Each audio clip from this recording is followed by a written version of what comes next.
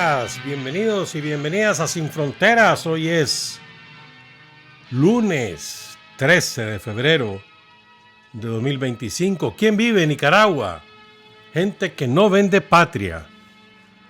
Con Byron Baltodano Sandino y con Carlos José Hurtado cuando son las 6 de la mañana con 30 minutos.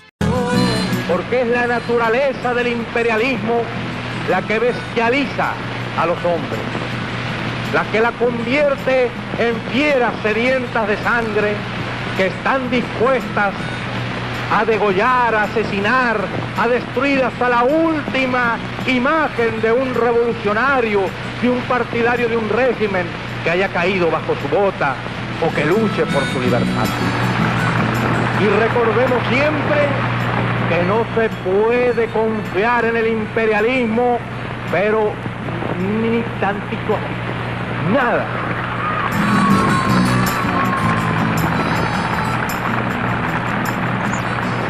Seis de la mañana con 32 minutos. Hoy es 17 de febrero, no 13. Ando 4 días atrasado. ¿Qué será vos? Un saludo a Reinaldo Reyes Urbina. Fue controlista de Sin Frontera durante mucho tiempo, hace, ¿qué? 30 años. Hoy es un próspero empresario, dueño de su propia firma de contabilidad. Así es la vida, de progresar. Ya es abuelo, de verdad, ya es o bisabuelo, por ahí va. Originario de Ciudad Darío. Gracias por escuchar Sin Frontera, Reinaldo. Quiero empezar con un caso que hace varios años lo quería contar, pero siempre se queda. Por supuesto, vamos a hablar de lo que está pasando en el mundo. Vamos a hablar de Sandino, otras cosas. Pero quiero empezar con esto. Esto ocurrió en un municipio del departamento de León que se llama El Jicaral. ¿Verdad? Queda, bueno, ahora se puede decir, ¿no?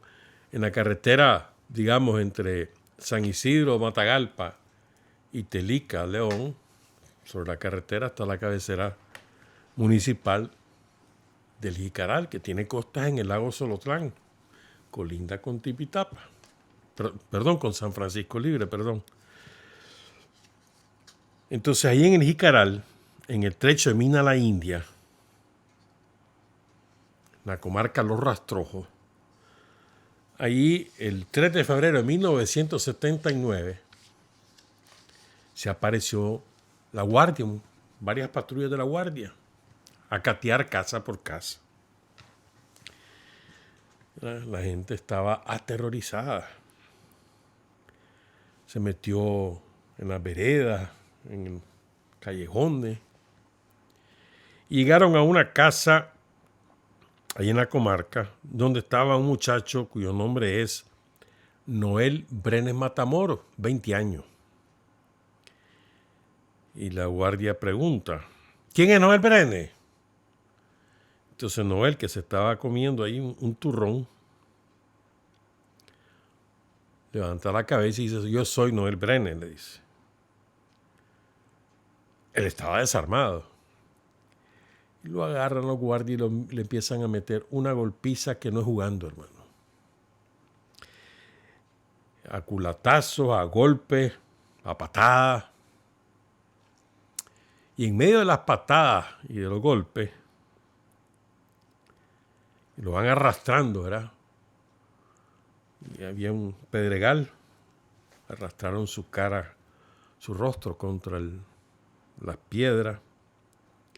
Y en medio de los golpes le van diciendo, ¿dónde están los otros hijos? Ya sabes qué. Decime quiénes son los otros. Si nos decís quiénes son los otros, esto se acaba. Pues como diciendo, te dejamos de golpear. Solo decinos, chaval, hijo. ¿Quiénes son los que andan con vos? Y Noel Brenes calladito. Claro, gritando de dolor, ¿no? Pero sin responder una sola de las preguntas de la guardia. Y ahí lo siguieron lo sacaron de la casa, pues lo comenzaron a torturar. Le arrancaron las uñas, le desbarataron los testículos y Noel Brenner no dijo ni una sola palabra. Eso evitó que la guardia le cayera a la célula clandestina a la que Noel Brenner pertenecía, allí en el Jicaral. Operaba en el Jicaral, en la zona del Jicaral, hasta colindar con Sébago, con San Isidro.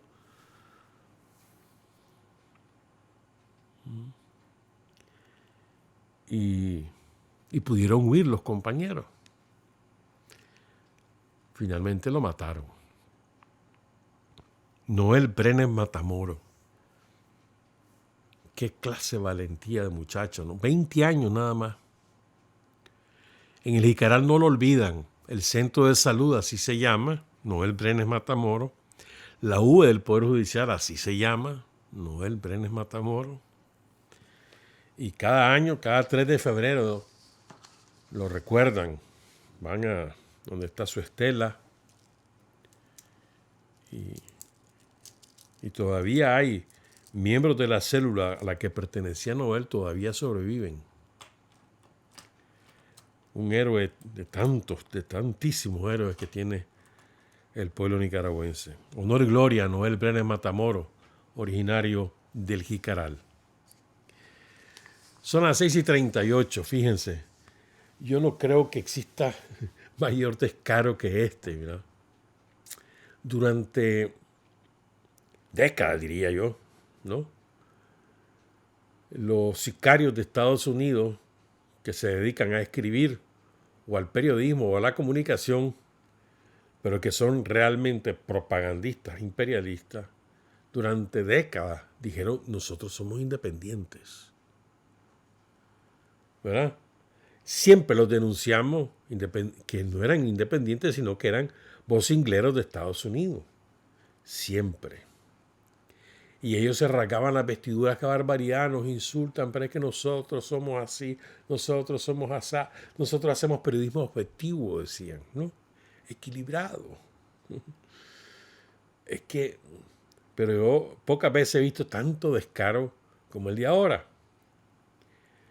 Porque Estados Unidos les cortó los alimentos, que se los daba a través de la Agencia Internacional para el Desarrollo, la USAID.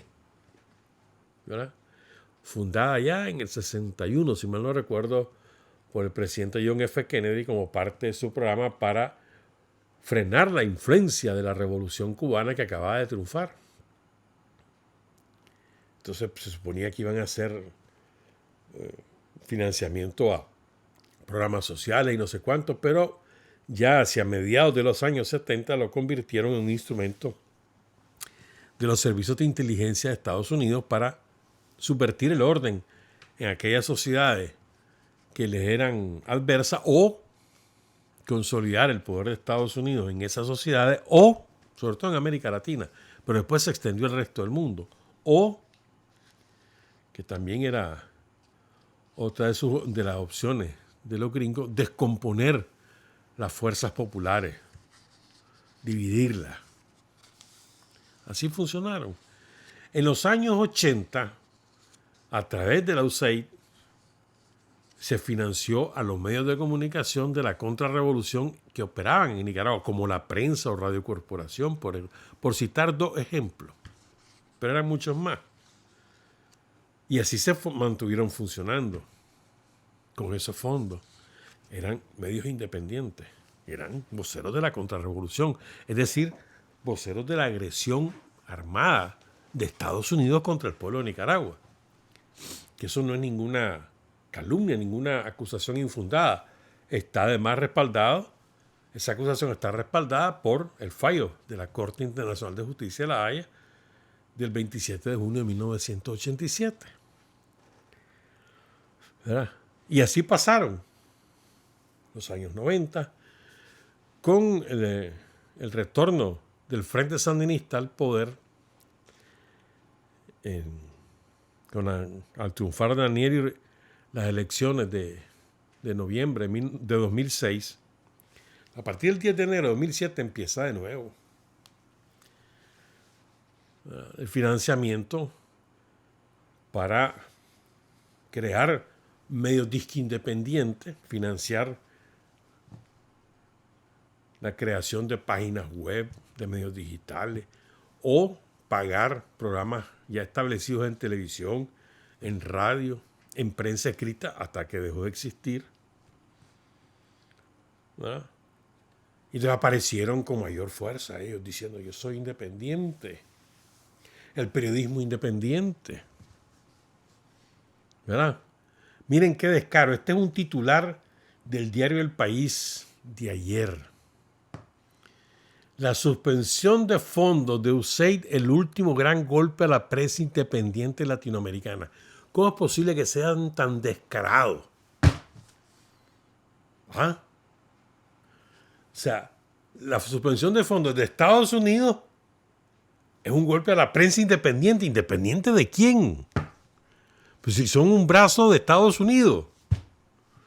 ¿Cómo va a ser prensa independiente alguien que depende de fondos de un gobierno extranjero? A ver, ¿en qué cabeza cabe?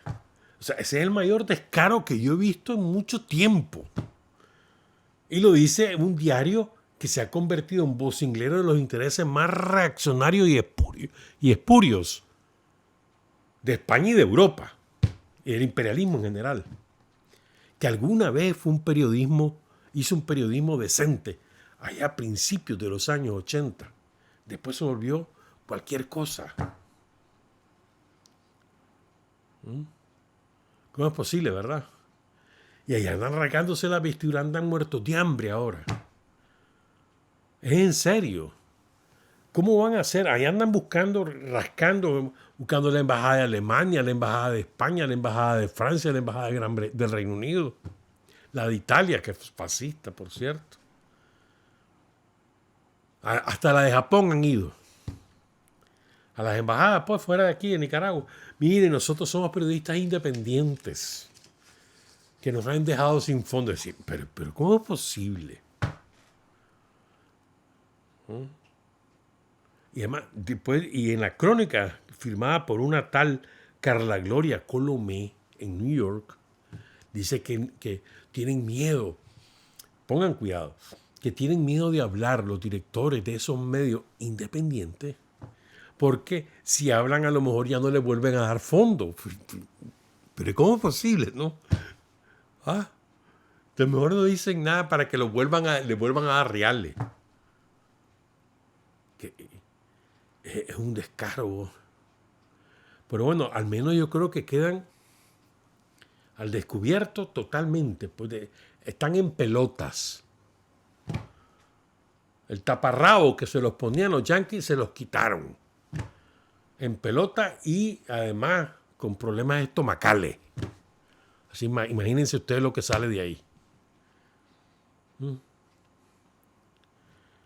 Entonces, me parece de verdad es impresionante cómo se puede llegar a semejante descaro, ¿no? Es decir, ya quedemos claros, hombre. Siempre hemos dicho, nosotros tomamos partido, defendemos al pueblo nicaragüense, a la revolución nicaragüense, al Frente Sandinista, al presidente Daniel, a la presidenta Rosario. Ya está, los defendemos, ¿sí? Y sin ningún tipo de tapú, a ver cómo te dijera yo, de disfraz. No, clarísimo, ya está. Y además nosotros no mentimos, ni tampoco inventamos. Hablamos de lo que hay, de lo que se hace. Fíjense, el presupuesto de la AID era de $42.800 millones. $42.800 millones. Solo en el año 2023, la AID apoyó, entre comillas, según las cifras de este vocinglero de la derecha, que es El País, 6.200 periodistas. Respaldaron a 700 medios, la mayor parte de ellos digitales, youtubers, influencers, ¿cómo es que le llaman? Podcast, ¿no? Sí. Más de 700. 280 organizaciones de la sociedad civil. Aquí en Nicaragua la lavandería era la Fundación Barrio, ¿se acuerdan? Chamorro Barrio. Este año, 2025, tenían presupuestado 268 millones de dólares para estos medios en América Latina. ¿Qué te parece? Entonces, pero además inventan unas cosas, ¿verdad? El ecosistema de medios independientes. Ecosistema, pues, ¿qué es eso? Ellos son ecológicos. ¿Ecológicos de qué? Si están contaminados por la propaganda norteamericana. Son voceros de Estados Unidos a confesión de parte, relevo de prueba. Si una vez que confiesan, hombre, sí, a mí me daban reales los yanquis, ya está, ya no son independientes, son un medio yanqui. Y ellos lo están confesando. Entonces, ¿para qué seguimos con ese subterfugio de autodenominarse medios independientes? Si no lo son, son dependientes del presupuesto de Estados Unidos. Y ahora no van a poder funcionar porque ya no tienen esos reales. Habrá que ver, ¿verdad? Yo siempre he dicho de que lo que va a hacer Estados Unidos es crear otro instrumento para hacer el mismo trabajo. No van a dejar de hacerlo, pues. Pero por el momento están sin reales. ¿Cómo van a hacer, digo yo? ¿Cómo van a pagar apartamentos que alquilaron? ¿Ah? ¿Cómo van a pagar el servicio de comunicaciones que contrataron? ¿Cómo se van a movilizar si ya no tienen reales? Ya no les dan el salario, ya no les depositan. Mercenarios, sicarios de la información, eso es lo que son. Dice que ya se crearon una tal red LATAM de jóvenes periodistas. O sea, los reclutan en las universidades y los van formando como sicarios. 450 tienen en 26 países.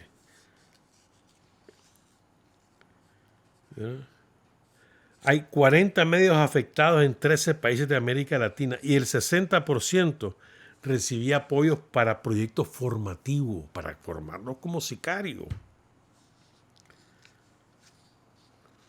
Dice, a muchos les preocupa no solo el destino de sus medios, de las tantas personas que quedan de un día a otro sin su trabajo o con salarios reducidos, sino del abandono de las audiencias en contextos totalitarios, es que son descarados.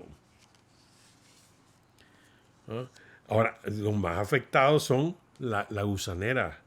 Hay tres grandes afectados, dos diría yo. La gusanera cubana y los tranqueros son los más afectados, porque esos no tienen otro palo en que ahorcarse. Fueron creados por Estados Unidos, han sido creados y amamantados por Estados Unidos y ahora están en el limbo. Aunque la gusanera pues tiene otros caminos que pueden escoger. Los tranqueros no, mano. Los tranqueros están tienen menos opciones. Andamos con gripe. Teníamos 8 años de no tener gripe. Pero vamos saliendo, sí. Bueno, que es muy triste, ¿verdad? Ver cómo caen en tanta miseria. O sea, cómo han perdido todo tipo, la honra, el honor, la decencia. Lo han perdido, todo. Son simple y sencillamente esclavos de los yanquis. Qué vergüenza. Pobre para su familia, sus hijos, sus conocidos. Qué barbaridad, qué vergüenza. Bueno, ahí dejémoslo pues. Son las 6:51. Este es un escándalo que estalló este fin de semana de proporciones mayúsculas. Emergió, ¿no? A partir de hace un año y medio, un nuevo líder de la extrema derecha latinoamericana, Javier Milei, ¿no? lo ponían de ejemplo, que mirá, lo que está haciendo Milei, está recuperando la economía, es que se tiene valiente y se enfrenta a los comunistas y no se cae y no sé cuánto. Y ahí lo llevaban de Guerenguerén, lo llevaban paseando por todos lados. Evento de la extrema derecha que había, evento al que él asistía. Ya anduvo también la toma de posesión de Trump diciendo que es mi brother. Pues este es un sinvergüenza que quedó también al descubierto. Ya les voy a poner un video en un ratito que explican bien cómo fue, qué fue lo que ocurrió. Pero antes de eso les voy a poner el contexto. Miren, Javier Milei era cualquier cosa hasta hace 3 años, pero sí, cualquier cosa. Se la daba de analista económico y no sé cuánto. Él trabajaba a varias empresas, perdón, a varias empresas de criptomonedas, entre otras cosas. Y le pagaban por publicar cosas para que le dieran publicidad a determinada empresa o a determinada criptomoneda. Pero bueno, se metió a diputado, ahí también comenzó a ganar más reales y después apareció como candidato a la presidencia, lo impulsaron desde distintas corrientes ahí en Argentina y logró ganar la presidencia. Milei gana, sobre todo por el pésimo gobierno de los peronistas, que no resolvieron nada, hicieron un desastre.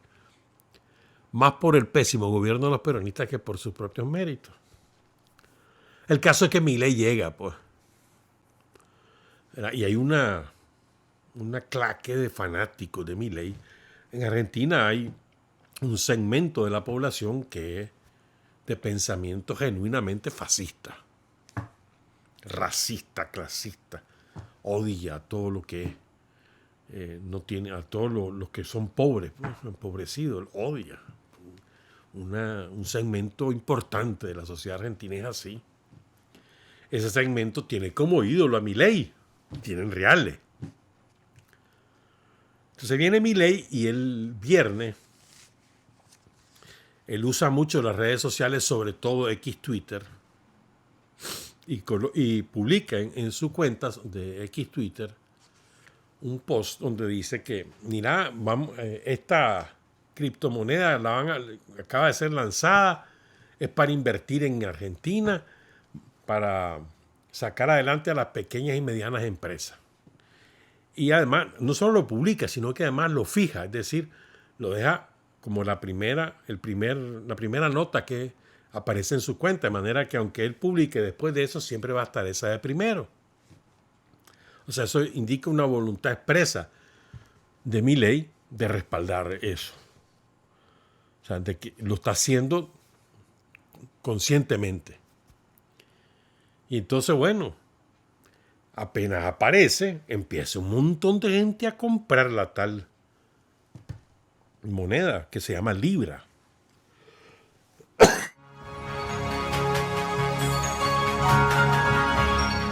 Que se llama Libra, con un signo de dólar antes, ¿verdad? Y en cosa de 3 horas se derrumba. Primero se trepa a niveles increíbles y después, como a las 3 horas, 4 horas máximo, se derrumba. Y un montón de gente que metió sus reales comprando la criptomoneda perdió todo. Se calcula, para el sábado había como $70 millones en pérdida, pero ya cuantificando todo lo que hicieron, todo lo que la gente compró, porque hubo mucha gente que compró, 43 millones de personas, perdón, 43,000 personas, más o menos 44,000, que compraron, que son usuarios de criptomonedas, es decir, de monedas digitales, que ya tienen su billetera y compraron esta moneda, 44,000, y se perdieron 103 millones de dólares, se le robaron a la gente, 103 millones de dólares. En cuestión de 3-4 horas. ¿Verdad? Entonces, ¿qué fue lo que publicó Milei? La Argentina liberal crece. Este proyecto privado se dedicará a incentivar el crecimiento de la economía argentina, fondeando pequeñas empresas y emprendimiento argentino. El mundo quiere invertir en Argentina. Eso decía Milei. ¿Qué fue lo que pasó?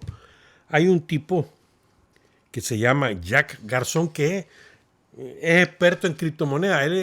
Él es propagandista de una de ellas, la Bitcoin. Entonces, pero lo explica muy bien qué fue lo que pasó. Miren cómo operó esto. Y después les contamos más cosas. Escuchemos.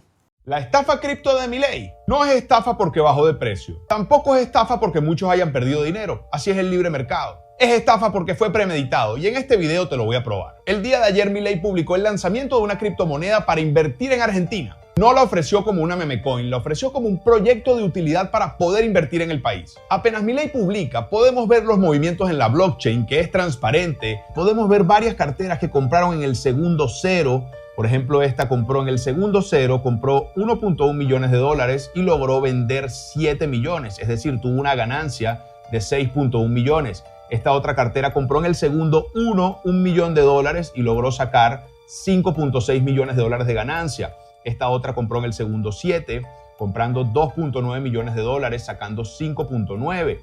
Esta otra que vemos aquí compró en el segundo 0 también 500 mil dólares, sacando del proyecto 4.7 millones. Para que entiendas, para que tú puedas comprar una moneda en el segundo 0, tienes que ser un insider. Es decir, tienes que tener información privilegiada del proyecto antes de que se lance. Que además el proyecto se llama Libra, no se llama Milei. Es decir, solo una persona entendida que sabía lo que iba a ocurrir podía comprar una moneda en el segundo 0 y más aún invertir más de $1 millón en la moneda para sacarle 6 o 7 millones. Se calcula que aproximadamente 87 millones de dólares fueron drenados de este proyecto producto de las ventas de los insiders. Es muy distinto lanzar un proyecto y que el libre mercado haga que fracases. Si la moneda cae de precio, no significa necesariamente que sea culpa del creador, pero es muy distinto que el creador y el equipo creador haya comprado en el segundo 0 y haya vendido en los primeros minutos para sacar y tumbar el proyecto y llevarse millones de dólares. 3 horas después, Milei publica otro tweet desvinculándose completamente del proyecto, pero no dijo que es un hackeo, sino que dice que él no sabía lo que estaba haciendo.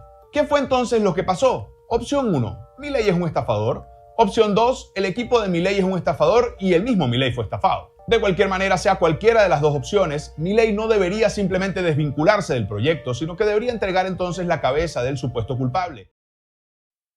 Como claro. Entonces, te lo voy a contar de nuevo. Mira, lo que queda claro es que eso no fue fortuito. Es decir, Milei no lo publica ingenuamente, sino que él sabe lo que va a pasar. Incluso hay un comunicado de la presidencia de Argentina el mismo sábado que dice que efectivamente Milei se había reunido con los promotores de esta criptomoneda en el año pasado, en octubre del año pasado, que había tenido varias reuniones. Incluso uno de ellos sale y dice: yo soy asesor de Milei, ¿verdad? Y después se encuentra también el otro dato, que Milei le había trabajado a este hombre, había sido su empleado. Es decir, esto no fue fortuito, esto fue planificado.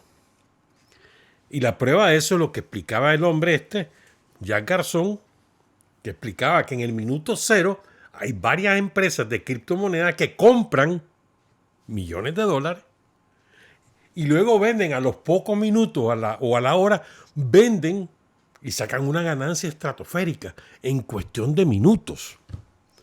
Solo se puede hacer eso si vos tenés información privilegiada, lo que llama él un insider, es decir, que está dentro de la cocina, que estaba dentro de la operación.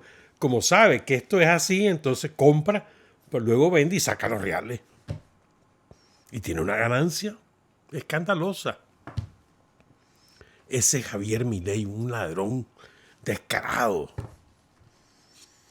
¿Y cómo puede decir? Yo no sabía los detalles. Eso es lo que dijo después. Pero ¿cómo es posible? Sí, yo espero que el pueblo argentino finalmente se quite la venda de los ojos. Porque además de esos 44.000 estafados, 43.999 son partidarios de él, que fueron estafados. Yo espero que ahora sí. De hecho, la Cámara de Diputados se supone que va a hacer un juicio político. Está La tiene difícil, pero bueno, van a intentarlo. Puede ser que se abra el juicio, otra cosa que lo destituyan, porque necesitan 2/3 y no los tienen. La oposición en Argentina no los tiene, pero bueno, se supone que va a iniciar un juicio político. Hoy van a introducir, hoy ya introdujeron, mejor dicho, la solicitud, habrá que ver. Pero lo que quiero decir es que aquí queda al descubierto, pues, qué tipo de persona es Javier Milei, como persona, ¿eh? Capaz de estafar a su propio partidario. Y además utilizar la investidura presidencial para hacer un negocio de estas dimensiones, pues. Y que no le importe, o sea, después se dicen, no, hombre, que yo no sabía. Y hay varios de sus ministros que se desmarcan. Ahora dicen que va a cortar cabeza a todos los que no lo defendieron. Hay algunos de su calaña que lo están defendiendo fuera de Argentina. Y ahí mismo esta fascistoide que se llama Patricia Bullrich, que es la ministra del Interior, que es una tipa nefasta, ya salió defendiéndolo. Pero hay otros que no, entonces les va a pasar la cuenta. Y habrá que ver si lo que sí cayó por completo es su credibilidad. Y esto va a tener gravísimas consecuencias. Si no le cuesta el puesto, va a tener consecuencias gravísimas para su gobierno. Me encanta. ¿Por qué? Porque ya quedó pues demostrado qué tipo de gente es ese delincuente. Vamos a hacer una pausa, ya regresamos. Hay hombres que luchan un día y son buenos. Hay hombres que luchan un año y son mejores. Pero hay hombres que luchan toda la vida. Esos son los imprescindibles.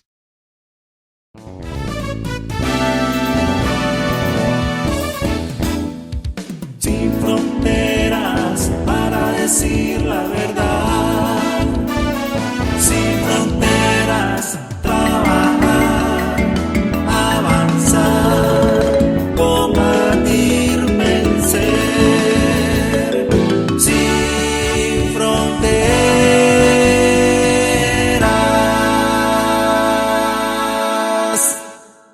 7:06.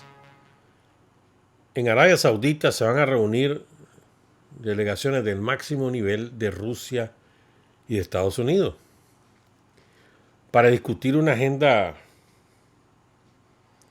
muy voluminosa. No solamente es la guerra contra la OTAN, de Rusia contra la OTAN, sino también la situación en Medio Oriente, la situación en el Pacífico, la situación con China. Van a discutir un montón de cosas. El comercio mundial. Es decir, no solamente es la guerra de la OTAN contra Rusia, sino hay muchos otros temas. Es una agenda muy nutrida. El armamento nuclear, el recuperar los tratados de limitación de estos armamentos, etcétera, pues. Pero, ¿qué es lo importante de esta? Bueno, primero, la semana pasada, ustedes ya saben, el miércoles pasado, Putin y Trump hablaron por teléfono, 1 hora y media de conversación, y a raíz de eso decidieron que se juntaran los respectivos cancilleres en Arabia Saudita. Entonces está ahí Sergei Lavrov y el delincuente narcotraficante Marco Rubio, que encabezan las delegaciones, pero no son los únicos, ¿verdad? Que se reúnen mañana.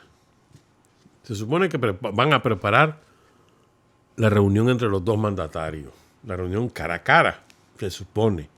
Ya veremos, hay que esperar poco a poco a esto. O sea, van rápido los acontecimientos, pero no crean que están apresurados los rusos porque esto pase rápido, sino van a tomar, creo yo, pasos bien pensados y sin apresurarse. Entonces, son acontecimientos tectónicos lo que estamos presenciando. Hoy escribió un artículo el primer ministro de Eslovaquia, que se llama Robert Fico, que no es ningún comunista, ¿verdad? Robert Fico, que lo quisieron matar el año pasado por sus posiciones de negociar con Rusia. Él es parte de la Unión, o sea, él es de un país que es parte de la Unión Europea, pero tenía una posición diferente al resto de Europa. Él decía, hay que negociar con Rusia, no hay que hacerle la guerra a Rusia. Entonces lo quisieron matar por eso. Fallaron por poco, pero fallaron.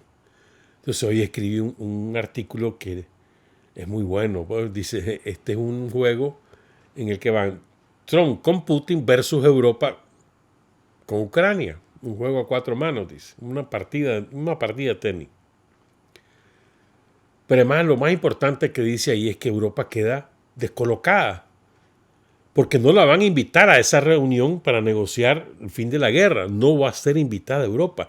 Hoy Lavrov lo dijo clarísimo. ¿Para qué queremos a Europa ahí? Así lo dijo. No necesitamos a Europa en esa negociación. O sea, Europa ha salido, la Unión Europea ha salido del escenario internacional por su propia decisión. Se subordinó por completo a las políticas de Biden y el resultado es ese. Son cualquier cosa en el escenario internacional. Son desechables, son como un pañal desechable. Entonces ahora van a reunirse hoy todos no todos, pues los principales, los que han apoyado la guerra, Alemania, Francia, España, Italia, Holanda, Dinamarca, y que hasta va a llegar el británico ahí. Ahí salió diciendo el británico, nosotros estamos dispuestos a enviar tropas a Ucrania para evitar que Rusia siga agrediendo. No, dale pues. Bueno, el caso es que hoy se van a reunir para ver qué hacen, porque han quedado como estúpidos. Se los dijeron a tiempo. Tomen una posición independiente. Pero ¿qué fue lo que hizo Alemania con Schröder?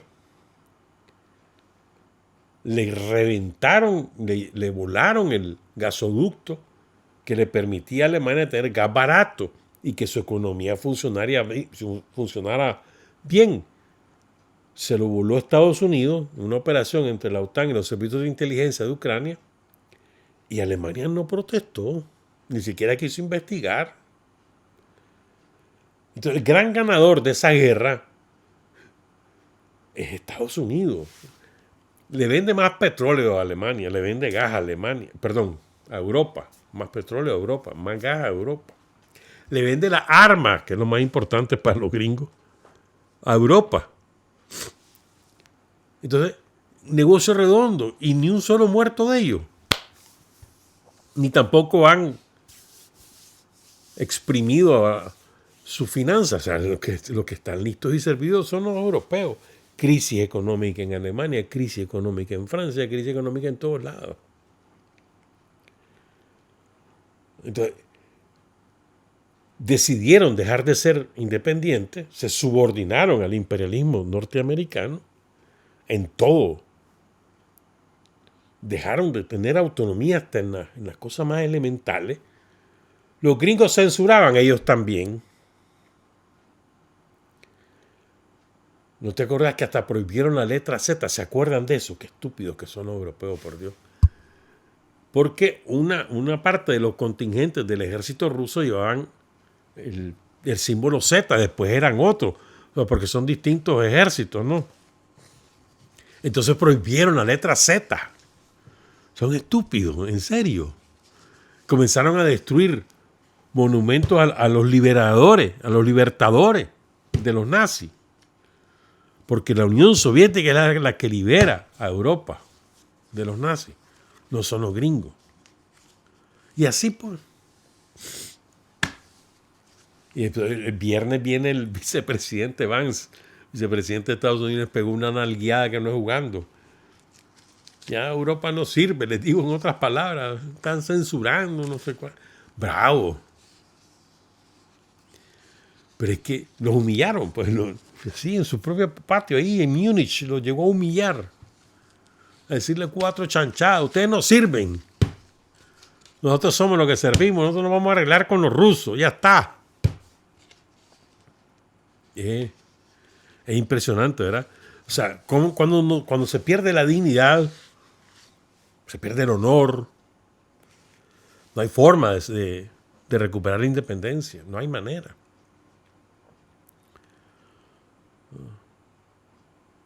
Y además, si apostás a la guerra, imagínate vos, mira cómo llega al extremo, que las élites europeas están promoviendo de que continúe la guerra porque es su manera de resolver sus problemas internos económicos. Porque si hay guerra va a haber movimiento económico, dicen ellos, en sus respectivos países. Entonces no quieren que termine la guerra, quieren que siga. Y quieren que los yanquis les ayuden a seguir la guerra. Imagínate vos. Y te vienen aquí a predicar a América Latina democracia, pacifismo, equilibrio de poderes, respetos. ¿Y qué va a hacer? ¿Quiénes son los primeros que impulsaron la censura contra los medios rusos? Fueron los europeos. Está prohibido. En serio, está prohibido ver RT, Sputnik, cualquier medio ruso. Está prohibido en Europa. Eso no es un invento. Perdón, también lo hizo Estados Unidos. Biden lo hizo. Pero, y ellos dicen que son campeones de la libertad de expresión. No dicen que financian medios independientes por la libertad de expresión. Y prohíben los medios rusos. Es decir, Europa ha quedado como cucaracha. Ya ni siquiera es cola de ratón. Es que son cucarachas. Todas las élites europeas. Ojalá que los pueblos europeos se sacudan a esa élite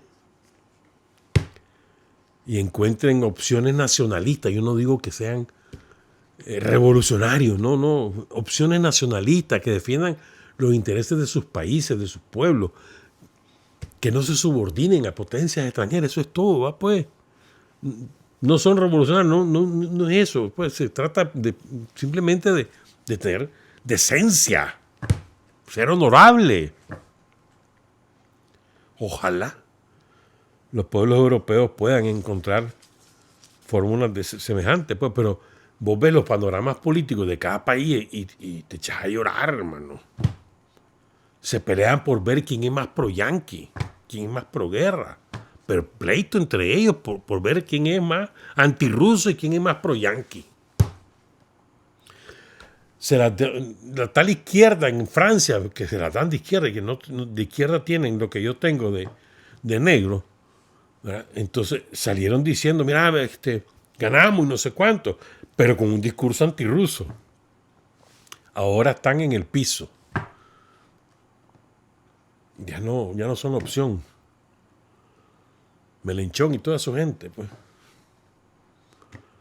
Pero así vos repasás cada uno de los países, no hay nada donde decir, hombre, esta fuerza es interesante. Te voy a dar ejemplos de que son fuerzas nacionalistas independientes. Te acabo de mencionar a Robert Fico y su Partido Socialdemócrata en Eslovaquia. No tiene nada que ver con revolucionarios, ni comunistas, ni nada. Nacionalista. O Víctor Orbán, el húngaro, que es ultraconservador, ultraderechista a nivel interno, pero tiene una visión nacional de sus intereses nacionales. Ya está. Yo no digo que se vuelvan revolucionarios, no, que sean decentes con sus propios intereses, eso es todo. Pero eso es lo que está ocurriendo. Así de triste es que está la cosa en el mundo, pues. Entonces Europa, que se las daba de ser la gran potencia de la Unión Europea, ahora es cualquier cosa. Las cucarachas de la política internacional, los europeos. Fíjate que hasta los japoneses, que son una colonia de Estados Unidos, tienen mayor participación en el escenario internacional que los propios europeos. Empezaron a pegar a la patada a China porque los gringos le pegaban la patada a China. Ahora están queriendo rectificar.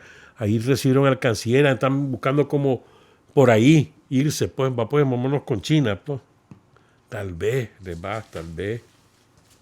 que ese es el otro gran actor de la política mundial, China.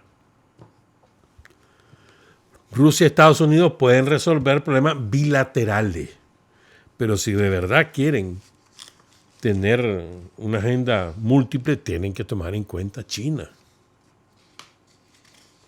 Sin China no se puede resolver nada allá en el mundo, hermano. Ni economía, ni política internacional. Y Trump, su principal objetivo es China, contra China, no a favor de China. Porque los gringos están acostumbrados a pelear de tigre con burro amarrado, es decir, a desarrollar su economía golpeando la otra para impedir que los demás se desarrollen, que es lo que le hicieron a Alemania. Entonces golpean a China para frenar su desarrollo mientras ellos pueden adelantarse. ¿Y qué va a hacer, hermano? La economía china es imparable, el desarrollo de China es imparable. No hay forma que lo puedan frenar. No hay forma. Ni con la guerra la frenan. Ni con la guerra. Entonces, ahí desde hace rato se viene diciendo que aquí va a tener que haber una reunión entre los tres grandes, pues Estados Unidos, Rusia y China. A ver qué pasa. Pero esta no es la situación de 1945, es decir, después de la Segunda Guerra Mundial, donde llegaron Roosevelt, Stalin y Churchill y decidieron qué hacer entre vencedores y vencidos después de la Segunda Guerra Mundial. Esto no es Yalta, esto no es 1945, esto es otra cosa. Y no se puede trasladar el mismo esquema a la situación actual. El mundo es totalmente diferente hoy, que es lo que algunos no terminan de entender, ¿verdad? Dice Trump, que reiteró la amenaza, ¿no? Si el BRICS va contra el dólar, entonces olvídense de venir de vender cosas aquí a Estados Unidos. Pero es que jamás el BRICS ha dicho que va contra el dólar. Lo que ha dicho el BRICS es, hombre, negociemos nuestra moneda. ¿Para qué vamos a buscar otra divisa?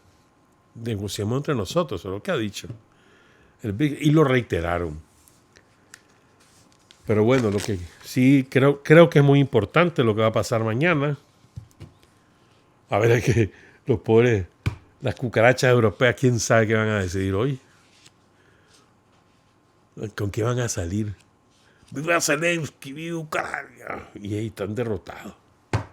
Un caballo, por derecho que sea un caballo. El viernes, el 21. Es decir, el viernes es el aniversario de Sandino, de la inmolación de Sandino, el del magnicidio. Hasta en su muerte, Sandino nos deja una gran lección. No confíen en el enemigo. La gran lección de Sandino. O sea, no solamente son los principios que nos hereda, su forma de lucha, sino que además con su propia muerte nos enseña: no confíen en el enemigo. ¿Se acuerdan? 2 días antes, la famosa foto, ¿no? Que Somoza le da le brinda una cena a Sandino, un abrazo. Y 2 días después lo está matando. Entonces, hasta en su muerte, Sandino nos enseñan: no confíen en el enemigo. Y ahí que es una lección que nos tiene que quedar marcada de por vida. Tu enemigo es eso, tu enemigo. Y nunca va a tener buenas intenciones. Entonces hemos estado repasando algunas lecciones de Sandino.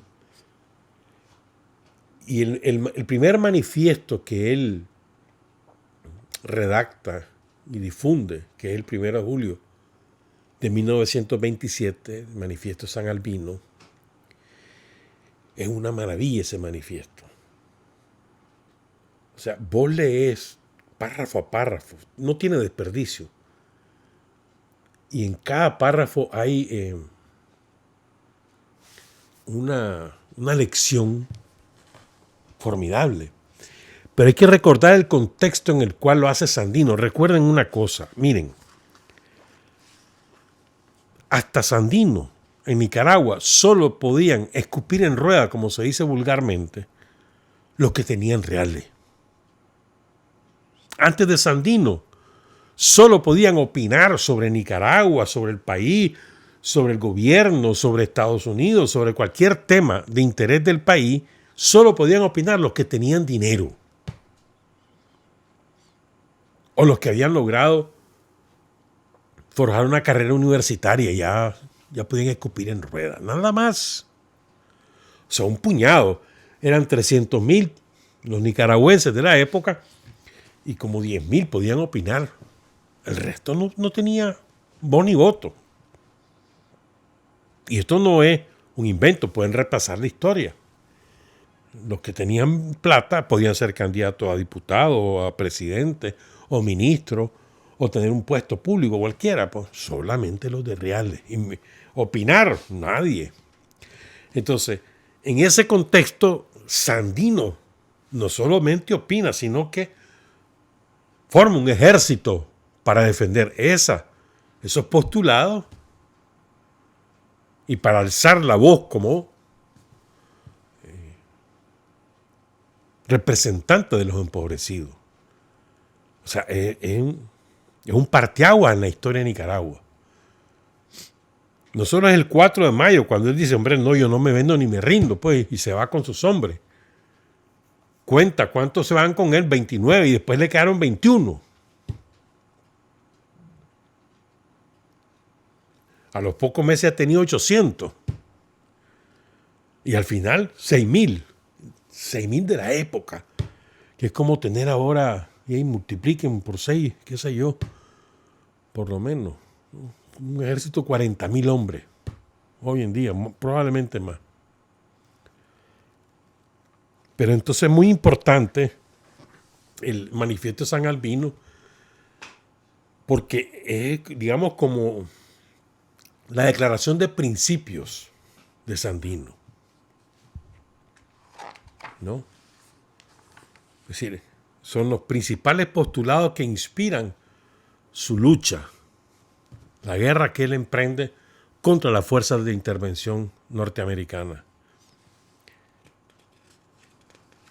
Hay un escrito de Jorge Eduardo Arellano, historiador, que es muy bueno, que se llama Bosquejo ideológico de Sandino. Entonces él dice que Sandino tiene 7 ramificaciones ideológicas, digamos: antiimperialismo, indohispanismo, latinoamericanismo, bolivarismo, centroamericanismo, nacionalismo y la redención de los oprimidos. Es muy buen artículo. Ya tiene algunos años ese artículo. Pero yo quiero recuperar algunos de los conceptos de Sandino en el manifiesto de San Albino y luego hablar un poco del segundo manifiesto, ¿no? de Sandino. Y algunas otras cosas que él va diciendo a lo largo de su vida. Una vida que podría decir que fue de solo 7 años, que duró la guerra, pero una vida muchísimo más intensa. Entonces son 2 manifiestos principales: el manifiesto de San Albino y el manifiesto Luz y Verdad, que fue el 15 de febrero de 1931. Entonces fíjense, yo no creo que exista una frase más que sintetice mejor lo que representa Sandino que esta: juro ante la patria, ante la historia, que mi espada defenderá el decoro nacional y que será redención para los oprimidos. Ahí está todo. Ahí está todo. Esa es la síntesis de lo que Sandino representa. Decoro nacional, redención de los oprimidos. Soberanía, autodeterminación, independencia, antiimperialismo y progreso social, libertad, democracia, redención de los oprimidos. Juro ante la patria, ante la historia, que mi espada defenderá el decoro nacional y que será redención para los oprimidos. Mi espada, las armas que él enarbola, su fuerza, su pensamiento. Pero el manifiesto empieza así. 1 de julio de 1927, recuerden. Sandino hasta ese momento digamos, es conocido sobre todo porque él se toma las minas de los gringos allá en Ciuna, que eran propiedad de un gringo. Sale protestando el embajador, que barbaridad, es una propiedad de un ciudadano norteamericano y no sé cuánto. Bueno, sí, por eso se da a conocer. Luego se da a conocer porque forma la columna segoviana, ¿no? La columna poderosa, 800 hombres, que son los que salvan a Moncada de ser liquidado ahí en Buaco. Y luego porque Sandino no quiso entregar sus armas, se va. Digamos, son los tres eventos que hasta ese momento es conocido Sandino, pero todavía no es una figura nacional. Entonces él ya está en San Rafael del Norte, ya se ha ido con sus hombres, y a muchos se le comienzan a unir. Él termina, se va con 29, le quedan 21 y después empiezan a agruparse ya para el 1 de julio, cuando escribe este manifiesto, y él tiene más de 300 hombres que se han ido a sumar desde distintos sitios del país donde estaban luchando contra los conservadores, la guerra constitucionalista. Ya los yanquis están aquí, por supuesto. Entonces viene Sandino y empieza así: el hombre que de su patria no exige un palmo de tierra para su sepultura, merece ser oído, y no solo ser oído, sino también creído. O sea, le está diciendo, miren, yo no quiero nada. No quiero nada. Por eso yo merezco ser oído y que me crean, porque yo no quiero nada. Hasta ese momento, todos los políticos que se metían a hacer guerra querían algo. Ser presidente, o tener propiedades, o defender las propiedades que ya tenían. Hasta ese momento, hasta que Sandino dice, miren, yo no quiero nada. Y como no quiero nada, yo merezco que me oigan y que me crean. Esa es la primera frase de Sandino. Después dice, soy nicaragüense y me siento orgulloso que en mis venas circule más que cualquiera la sangre india americana que por atavismo encierra el misterio de ser patriota leal y sincero. O sea, reclama con orgullo su origen indio, lo cual en ese momento era el contrario. Pues, o sea, el que te dijeran indio era un insulto. Él dice, no, para mí eso es orgullo, para mí. Esa es otra gran novedad. Que alguien dice, hombre, espérate, no, si yo estoy orgulloso de mi sangre india. A mí no me lo eché en cara. Sí. Al contrario, motivo de orgullo. Es más, eso me inspira a ser un patriota leal y sincero. Y sigo, porque no tiene desperdicio ese manifiesto. El vínculo de nacionalidad, o sea, ser nica, me da derecho a asumir la responsabilidad de mis actos en las cuestiones de Nicaragua. O sea, yo soy nica porque eso me da derecho a hablar sobre Nicaragua. Que repito, hasta ese momento solo los ricos, solo los que tenían reales o una profesión tenían derecho, o sea, eran curas también, los curas, por supuesto. Entonces dice además, asumir la responsabilidad de mis actos en las cuestiones de Nicaragua y por ende de la América Central. Ahí declara su centroamericanismo, ¿no? Y de todo el continente, latinoamericanismo, de nuestra habla, sin importarme que los pesimistas y los cobardes me den el título que su calidad de eunuco más les acomode. A mí no me importa lo que ustedes digan, que son unos castrados, que no tienen valor. A mí no me importa lo que ustedes me digan. Yo como soy nica, tengo derecho a hablar sobre Nicaragua. Y si tengo derecho a hablar de Nicaragua, también de Centroamérica y América Latina. Eso les está diciendo. Y después viene y reivindica su origen de clase. Primero su origen étnico, ¿no? Soy indio. Y después le dice, bueno, mamá le dice, a mí, yo no reclamo nada. Tengo derecho a que me oigan y que me crean. Soy indio. Y además soy nicaragüense, por lo tanto tengo derecho a hablar de Nicaragua. Y después le dice, soy trabajador de la ciudad, artesano como se dice en este país, pero mi ideal campea en un amplio horizonte de internacionalismo, en el derecho de ser libre y de exigir justicia, aunque para alcanzar ese estado de perfección sea necesario derramar la propia y la ajena sangre. Que soy plebeyo, dirán los oligarcas, o sea, las ocas del Senegal. Aquí está toda la reivindicación de clase. Yo soy un trabajador, pero yo no solo pienso en mí o en mi país, pienso en todo y quiero justicia y libertad. Aunque sea necesario derramar mi sangre o la sangre ajena, dice. ¿Y qué pierdo yo lo que digan los oligarcas?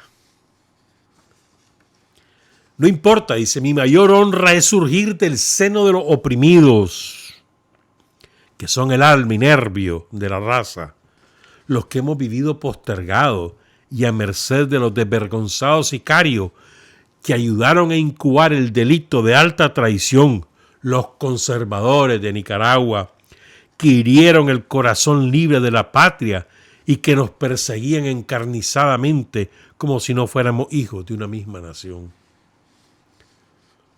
Acuérdense los conservadores, una vez que de la mano de los yanquis derrocan a Zelaya, toman el poder, empiezan a perseguir a los liberales despiadadamente, acuérdense, proscriben a todos los que eran partidarios de Zelaya, los proscriben en la Constitución, que era prohibido ser celayista. El que era celayista no podía participar en elecciones, proscrito. Y bueno, los persiguieron, les quitaron las propiedades, barbaridades hicieron contra los liberales, los conservadores. Y después pasa factura a Sandino. Esto es importante. Hace 17 años, Adolfo Díaz y Emiliano Chamorro dejaron de ser nicaragüenses porque la ambición mató el derecho de su nacionalidad. Y esto me parece que está hablando de hoy.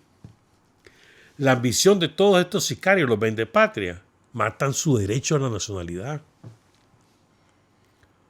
No tienen derecho a ser nacionales por su ambición.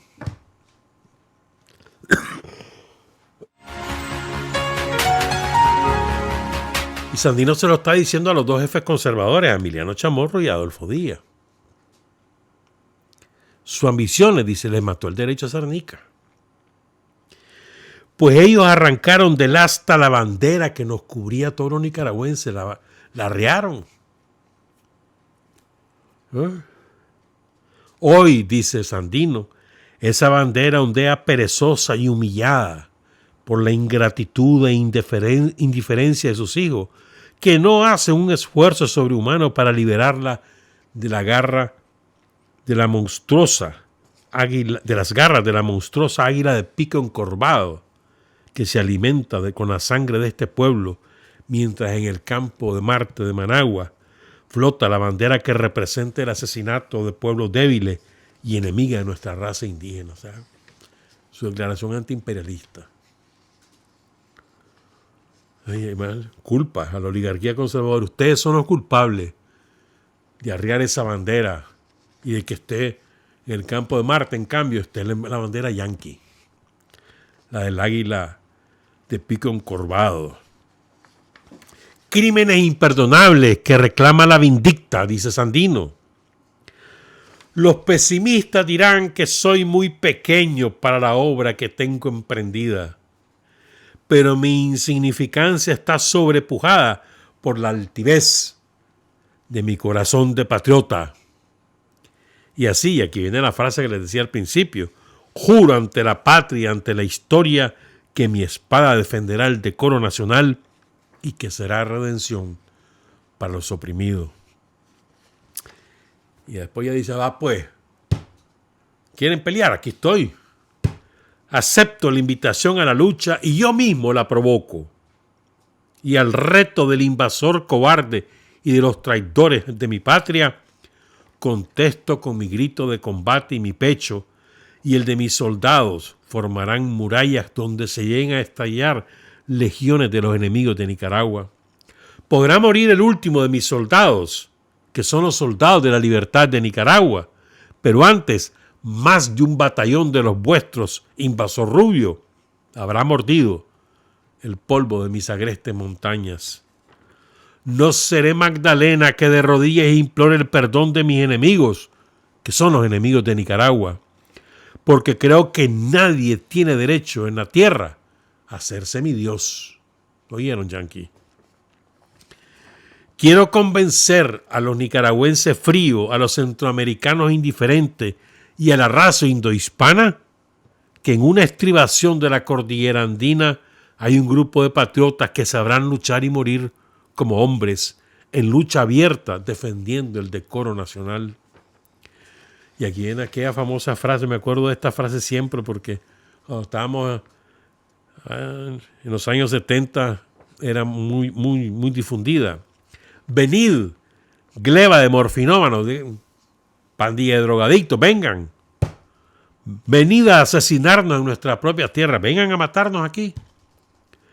Que yo los espero a pie firme al frente, mis patriotas soldados, sin importarme el número de vosotros, pero tened presente que cuando esto suceda, la destrucción de vuestra grandeza trepidará en el Capitolio de Washington, enrojeciendo con vuestra sangre la esfera blanca que corona vuestra famosa White House, antro donde maquináis vuestros crímenes. Vamos, claro, eso es parte del manifiesto de San Albino, que te repito, para mí es la declaración de principio. Esto soy, esto defiendo, esto quiero para mi país y esto estoy dispuesto a hacer. Eso es lo que dice Sandino en el manifiesto de San Albino. Perdón. Por cierto, la primera vez que Sandino usa el juramento patria y libertad, la primera vez que aparece, por lo menos por escrito, es en un telegrama que él firma el 18 de junio de 1927 y se lo dirige al teniente general Francisco Estrada. Probablemente yo creo que Estrada, el general Estrada, yo creo que era el relevo natural de Sandino. Era brillante, preparado, se había preparado ahí, leía, además, valiente, guerrero y leal a Sandino hasta que lo matan junto a él, pues. Entonces, en un telegrama al general Estrada le dice: al teniente general don Francisco Estrada presente. Por acuerdo de hoy ha sido usted nombrado jefe político de la cabecera departamental de Nueva Segovia, reconocida hoy en el Jícaro, que en lo sucesivo se llamará Ciudad Sandino. Y para los fines de ley, sírvase usted presentarse a tomar posesión del puesto para el que ha sido nombrado. Patria y Libertad, El Chipote, 18 de junio de 1927, hacia Sandino. La primera vez que aparece Patria y Libertad, que después aparece en toditito los documentos que él firma, siempre. Patria y Libertad. Bueno, ahora ya nos vamos a ir, son las 7:43. Fíjate que, bueno, es que hay mucho que hablar de Sandino, pero en el libro, hay un libro de Belausteguigoitia, el periodista vasco, periodista y abogado. Estuvo 2 semanas con Sandino, después que los yanquis se van, una vez que Sandino los ha vencido, se van el 1 de enero del 33, en febrero vino este periodista vasco a entrevistar a Sandino y se fue a San Rafael del Norte. Tardó 2 semanas en llegar y 2 semanas en estar con Sandino. Y entonces, y publicó después un libro en el 34, un año después, publicó el libro que se llama Con Sandino en Nicaragua a la hora de la paz, que fue reeditado en Nicaragua, pero hasta el triunfo de la revolución en el 81 por la editorial Nueva Nicaragua. Murió en el 81, por cierto. Aquí anduvo su bisnieta hace 2 o 3 años. Le dio la orden Darío, el presidente Daniel Ortega. Por cierto, pues. Pero bueno. Entonces, ahí, en ese libro, que el periodista vasco sobre todo se enfoca en la parte más personal de Sandino, ¿verdad? Y dice ahí que él sentía de que todos los soldados de Sandino estaban persuadidos que ellos estaban apoyados por una fuerza superior y que Sandino había sido elegido por el destino para dirigir la lucha de liberación de Nicaragua. O sea, estaban convencidos.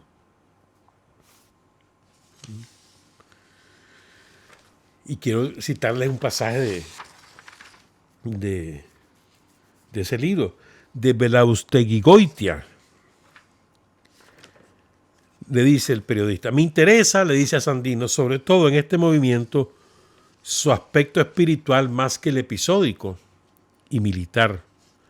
Yo veo que hay en usted una gran fe, y yo no sé si un sentido religioso. Entiendo que todos los movimientos que han dejado huella en la historia han tenido una gran fe religiosa o civil. El liberalismo de los pueblos anglosajones, unido a sus principios religiosos, me parece más profundo y definitivo que el de la Revolución Francesa. ¿Tiene usted alguna religión?, le pregunta el periodista a Sandino. Y le dice Sandino, no, las religiones son cosas del pasado. Nosotros nos guiamos por la razón. Lo que necesitan nuestros indios es instrucción y cultura para conocerse, respetarse y amarse. Dice el periodista, le insisto, ¿no cree usted en la supervivencia de la conciencia? Y le dice Sandino, ¿de la conciencia? Sí, le dice, ¿de la personalidad? Sí, le dice Sandino, del espíritu, claro está. El espíritu supervive, la vida no muere nunca. Puede suponerse desde el principio la existencia de una gran voluntad. Todo es cuestión de palabras, le dice el periodista. Para mí eso es la religión, le dice. La trascendencia de la vida. Y Sandino le dice, como le digo, la gran fuerza primera, esa voluntad, es el amor. Puede usted llamarle Jehová, Dios, Alá, Creador. Replica el periodista. Sí, le dice, cada uno cumple con su destino. Perdón, le dice Sandino. Cada uno cumple con su destino. Yo tengo la convicción de que mis soldados y yo cumplimos con el que se nos ha señalado. Aquí nos ha reunido esa voluntad suprema para conseguir la libertad de Nicaragua. Le pregunta el periodista, ¿cree usted en el destino, en la fatalidad? ¿Cómo no de creer? Cada uno de nosotros realiza lo que tiene que hacer en este mundo. ¿Y cómo entiende usted, general, esa fuerza primera que mueve a las tropas? Que mueve las cosas. ¿Como una fuerza consciente o como una fuerza inconsciente? Le dice Sandino, como una fuerza consciente. En un principio era el amor. Ese amor crea, evoluciona, pero todo es eterno. Y nosotros tendemos a que la vida sea no un momento pasajero, sino una eternidad a través de las múltiples facetas de lo transitorio. Y dice el periodista, insisto en este punto, general, porque creo que toda gran obra solo se ha hecho a base de una gran fe, que yo llamo religiosa, y usted la llama con otras palabras, pero que no es sino el empujón de un mundo espiritual. He percibido que su ejército, esa compenetración, esa espiritualidad, y aquí viene lo que yo quiero trasladar más importante, pues. Sí, le dice Sandino, es todo, eso es todo. Estamos compenetrados en nuestro papel, todos somos hermanos. Le dice el periodista, he visto en los soldados un sentido espiritual admirable. Hablando con muchos de ellos, los he oído decir que la justicia estaba con ellos y que por eso vencían siendo tan inferiores. ¿Cómo ha conseguido inculcarles estos principios? Y dice Sandino, hablándoles muchas veces sobre los ideales de la justicia y sobre nuestro destino, inculcándoles la idea de que todos somos hermanos, sobre todo cuando el cuerpo desfallece, es cuando he procurado elevar su espíritu. A veces hasta los más valientes decaen. Es necesario conocerlos, seleccionarlos y alejar el temor, haciéndoles ver que la muerte es un ligero dolor, es un tránsito. Y le dice el periodista, porque él dice, Sandino le dice compenetrándolo, entonces dice, por compenetración, le dice el periodista. Sí, estamos compenetrados de nuestra misión y por eso mis ideas y hasta mi voz puede ir a ellos más directamente. El magnetismo de un pensamiento se transmite. Las ondas fluyen y son copadas por aquellos que están dispuestos a entenderlas. En los combates con el sistema nervioso en tensión, una voz con sentido magnético tiene una enorme resonancia. También los espíritus combaten encarnados y sin encarnar. Sandino, ¿cómo explica, ¿no? su liderazgo entre los soldados del ejército defensor? Y quiero cerrar con la parte final del manifiesto Luz y Verdad de Sandino, que es muchísimo más espiritual, ¿no? Pero es que entonces él le dice al final, Sandino, ¿no?, que habla del fin del mundo. ¿Cómo es eso del fin del mundo? Dice, muchas veces habrán oído hablar de un juicio final del mundo. Por juicio final del mundo se debe comprender la destrucción de la injusticia sobre la tierra y reinar el espíritu de luz y verdad, o sea, el amor. También habrán oído que en este siglo XX, o sea, en el siglo de las luces, es la época de que estaba profetizado el juicio final del mundo. Pues bien, hermano, el siglo en cuestión se compone de 100 años y ya vamos corriendo sobre los primeros 31, lo que quiere decir de que esa hecatombe anunciada deberá de quedar definida en estos últimos 69 años que faltan. No es cierto que San Vicente tenga que venir a tocar trompetas, ni es cierto que la tierra vaya a estallar y después se hundiría. No. Lo que ocurrirá es lo siguiente. Oigan qué bonito esto. Dice Sandino, lo que va a ocurrir en el fin del mundo. Que los pueblos oprimidos romperán las cadenas de humillación con que nos han querido tener postergados los imperialistas de la tierra. Las trompetas que se oirán van a ser los clarines de guerra, entonando los signos de la libertad de los pueblos oprimidos contra la injusticia de los opresores. La única que quedará hundida para siempre es la injusticia y quedará el reino de la perfección, el amor, con su hija predilecta, la justicia divina. Nos cabe la honra, hermano, de que hemos sido en Nicaragua los escogidos por la justicia divina a principiar el juicio de la injusticia sobre la tierra.